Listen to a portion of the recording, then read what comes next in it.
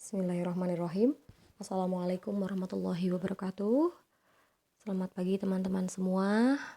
Apa kabarnya hari ini? Insyaallah hari ini kita akan melanjutkan ya apa yang sudah kita bahas di minggu lalu terkait dengan semiotika yang membahas tentang bahasa ya, bahasa sebagai sumber utama. Nah, hari ini teman-teman, sebelum kita memulai pembelajaran, marilah kita sama-sama untuk membacakan basmalah secara serentak. Bismillahirrahmanirrahim. Kita buka kuliah hari ini. Kembali kepada fokus utama kita. Hari ini kita akan membahas tentang bagaimana pengembangan dari teori Charles Sanders Peirce ya. Tidak terlepas dari segitiga makna yang dikemukakan oleh Charles Sanders Peirce ini, yang mana ketiga makna ini saling bersangkutan, yakni berbicara tentang Zion, tanda itu sendiri, objek, dan interpretan. Beranjak dari segitiga makna ini, maka sebenarnya pemikiran utama dari Charles Sanders Peirce adalah bermula daripada logika itu sendiri. Dilatar belakangi oleh seorang ilmuwan yang berasal dari Amerika, yang mana seorang ahli filsuf dan seorang ahli logika. Maka di sini Peirce memberikan beberapa teori yang terkait dengan tanda itu sendiri, karena di sini semiotika didasarkan pada logika, yaitu logika mempelajari bagaimana orang bernalar dan melakukan penalaran itu melalui tanda-tanda ya. Nah, kalau kita lihat di sini, tanda-tanda itu sendiri ditampilkan oleh alam semesta. Melihat dari beberapa tanda, maka tanda di sini kita bisa lihat ada 3 hal berdasarkan segitiga makna yang ditampilkan oleh Peirce tadi ya. Yang pertama bersangkutan dengan intrinsic quality, yang keduanya adalah bersangkutan dengan object function, dan yang ketiganya adalah bersangkutan dengan interpretan representation. Nah, yang mana ketiga hal ini pun juga ada pendefinisiannya tersendiri. Yang pertama, ketika berbicara intrinsic quality, maka dia bersangkutan dengan quasi-Zion, sin-Zion, dan legi-Zion. Ketika object function, maka yang dibicarakannya adalah icon, index, dan simbol. Ketika berbicara representasi dari interpretan, maka di sini yang dibicarakan adalah rhyme, decision, and argument. Nah, kita akan bahas satu persatunya. Namun sebelumnya ada beberapa hal yang terkait dengan logika itu sendiri. Nah, di sini sebelum kita membahas pembagian atau trichotomy of science ini, kita akan bahas tentang logika. Pengertian tentang logika dalam hal ini, dia memiliki arti yang diidentifikasikan dengan tanda ya, atau dengan semiotika, yang artinya teori umum tentang tanda ya. Nah, di sini Peirce membedakan atau membahas beberapa perbedaan antara dua jenis tindakan, yaitu tindakan tanda atau semiosis dan tindakan dinamis. Nah, atau kata lainnya dengan tindakan mekanis ya. Nah, karya utama yang atau mekanis yang bersifat action ya, maka di sini yang menjadi patokan sistem adalah logika ya, berdasarkan kacamata semiotika. Lalu selanjutnya kita lihat di sini ada bagan 3 jalur logika atau 3 jalur penalaran berdasarkan kacamata Peirce di sini. Yang pertama adalah berbicara tentang hubungan penalaran dengan jenis petandanya, lalu hubungan kenyataan dengan jenis dasarnya, lalu hubungan pikiran dengan jenis petandanya.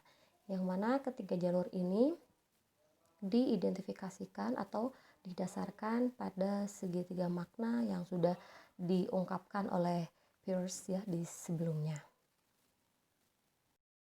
Pertama adalah hubungan penalaran dengan penanda itu sendiri. Maka di sini diklasifikasikan menjadi 3 bagian. Yang pertama adalah quasi-Zion, yang kedua sin-Zion, dan legi-Zion. Berbicara quasi-Zion artinya penanda bertalian dengan kualitas. berbicara tentang Shinzayan, maka penanda bertalian dengan kenyataan. Ketika berbicara tentang Legizayan, maka penanda bertalian dengan kaidah-kaidah. Selanjutnya, hubungan kenyataan dengan jenis dasarnya, maka diklasifikasikan menjadi icon, indeks, dan simbol. Nah, ini yang sudah kita bahas di minggu yang sebelumnya, namun hari ini saya akan coba mengupas kembali ya. Berbicara icon berarti sesuatu yang melaksanakan fungsi sebagai penanda yang serupa dengan bentuk objeknya. Contohnya sudah kita bahas di minggu lalu ya. Lalu indeks juga sesuatu yang melaksanakan fungsi sebagai penanda yang mengisyaratkan petandanya. Simbol sesuatu yang melaksanakan fungsi sebagai penanda yang oleh kaidah secara konvensi telah lazim digunakan dalam masyarakat, atau kata lainnya adalah konvensional. Untuk contohnya, kita bisa membandingkan icon, indeks, dan simbol ini ya. Yang pertama berbicara icon, maka contohnya berupa lukisan kucing, sedangkan indeksikal ya atau indeks suara kucingnya, dan simbol yaitu ketika diucapkan kucing. Lalu yang kedua adalah gambar kucing ya. Icon adalah gambar kucing. Indeksikalnya suara langkah kucing atau suara langkah-langkah kucing. Simbol berarti makna gambar kucing. Selanjutnya patung kucing itu bersifat icon. Indeksikal bau kucing atau bau kotoran kucing ya. Maka itu bersifat indeks. Simbol makna suara kucing. Berbicara hubungan pikiran dengan jenis penandanya, maka di sini ada 3 hal. Yang pertama adalah rhyme or theme, design or design or theme, dan argument.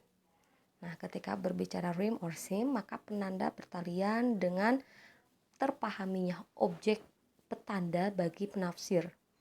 Design or design or theme, maka penanda menampilkan informasi tentang petandanya.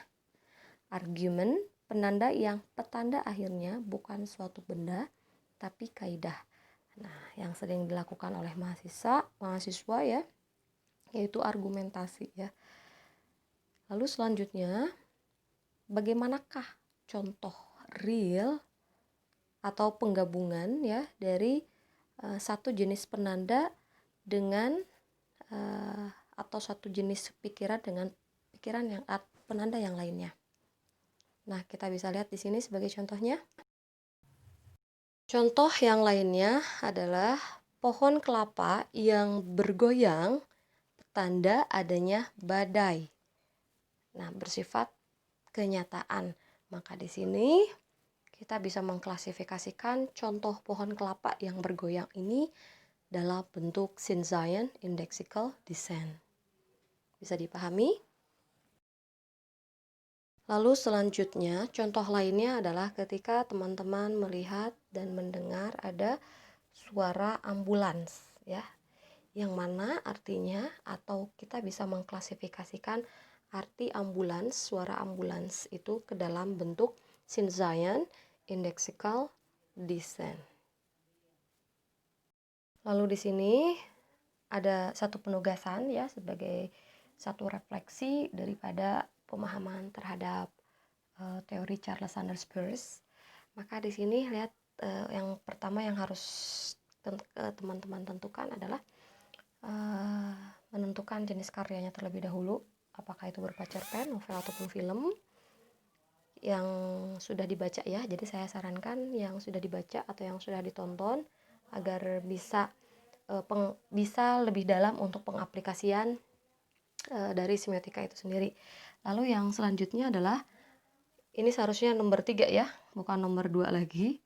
Nah, silakan teman-teman berikan kutipan dalam bentuk teks ya. Ketika berbentuk teks, maka lampirkan penulis, tahun dan halamannya. Lalu ketika film, maka tampilkan screenshotnya, artinya ada jam dan menit tertentu. Nah, untuk analisa berupa pilihannya, di sini teman-teman bisa memilih hubungan penalaran dengan jenis petandanya, atau hubungan kenyataan dengan jenis dasarnya, atau hubungan pikiran dengan jenis petandanya. Atau teman-teman boleh mengkolaborasikan ketiga hal tersebut.